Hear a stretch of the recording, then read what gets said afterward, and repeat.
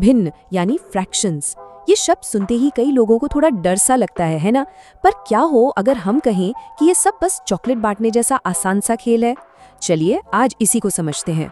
तो मिलिए तमन्ना से। अब तमन्ना के पास है 2 चॉकलेट, एक बड़ी और एक छोटी, और उनका एक बड़ा अजीब सा दावा है। वो कहती हैं कि उनकी बड़ी वाली चॉकलेट का 1/3 हिस्सा छोटी वाली चॉकलेट के आधे हिस्से से भी बड़ा है। 1 मिनट, ये कैसे हो सकता है? 1/3 आधे से बड़ा? ये तो हमने स्कूल में पढ़ा ही नहीं। चलिए इसी पहेली को आज सुलझाते हैं।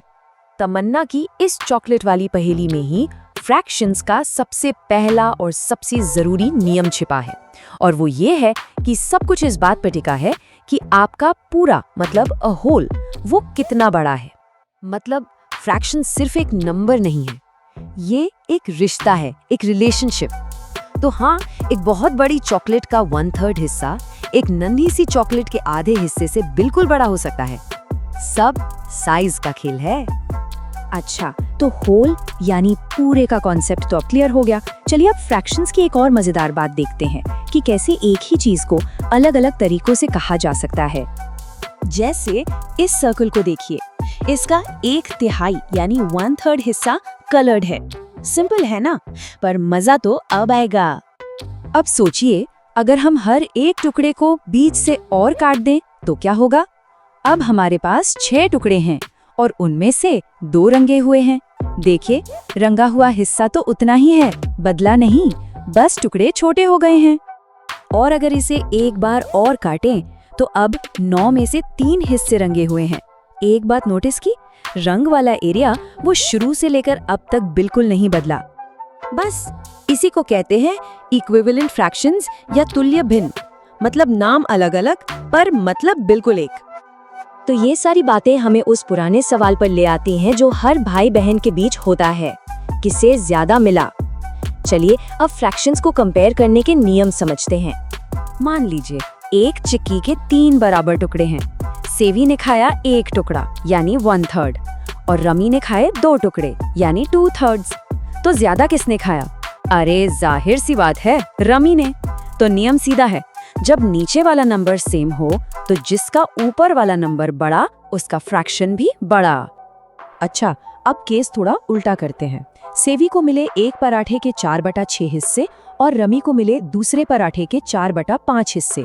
दोनों को 4-4 टुकड़े मिले हैं। पर सोचिए, जिस पराठे के सिर्फ 5 टुकड़े हुए उसके टुकड़े बड़े होंगे या जिसके 6 टुकड़े हुए उसके? बिल्कुल 5 टुकड़े वाला। तो यहाँ नियम ये है कि जब ऊपर वाला नंबर सेम हो तो जिसका नीचे वाला नंबर छोटा होता है वो फ्रैक्शन असल में बड़ा होता है। अभी तक तो हम एक ही चीज, एक ही होल की बात कर रहे थे, पर क्या हो अगर हमारे पास एक से ज्यादा होल्स हों? यहाँ से फ्रैक्शंस और भी इंटरेस्टिंग हो जाते हैं। चलिए रमन के घर डिनर पर चलते हैं। उसकी माँ ने पराठे के 5 आधे-आधे टुकड़े लिए हैं।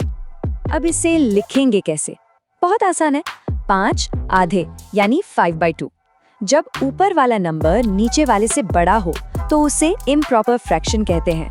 ये बस ये बताने का एक तरीका है कि हमारे पास एक पूरी चीज से ज्यादा है। और ये नंबर लाइन एकदम साफ साफ दिखाती है कि इसका मतलब क्या है। 5 आधे टुकड़े मतलब 2 पूरे पराठे और 1 आधा टुकड़ा। और अब अगले दिन की बात है।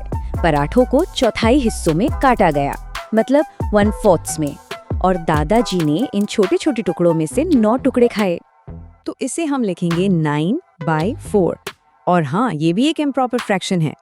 और फिर से अगर हम नंबर लाइन पर देखें तो 9/4 का मतलब है 2 पूरे पराठे और 1/4 टुकड़ा। और ये बस टुकड़ों को गिनने का एक तरीका है और कुछ नहीं। तो इन चॉकलेट और पराठों की कहानियों से हमने आखिर सीखा क्या? चलिए फटाफट सब कुछ समेटते हैं। सबसे जरूरी बात ये है कि पूरा कितना बड़ा है ये बहुत मायने रखता है। दूसरी बात, एक ही मात्रा को अलग अलग नामों से बुलाया जा सकता है। और भिन्नों की तुलना करना असल में टुकड़ों के साइज और उनकी गिनती की तुलना करना है। और हाँ, इम्प्रॉपर फ्रैक्शंस डरावने नहीं हैं, वो बस एक से ज्यादा पूरी चीजों को गिनने का एक तरीका है। तो ये सब सोचने पर मजबूर करता है ना, कि मैथ्स या साइंस की और कौन कौन सी मुश्किल लगने वाली चीजें हैं जो शायद बस एक पिज्जा या चॉकलेट बांटने की कहानी से समझी जा सकती हैं।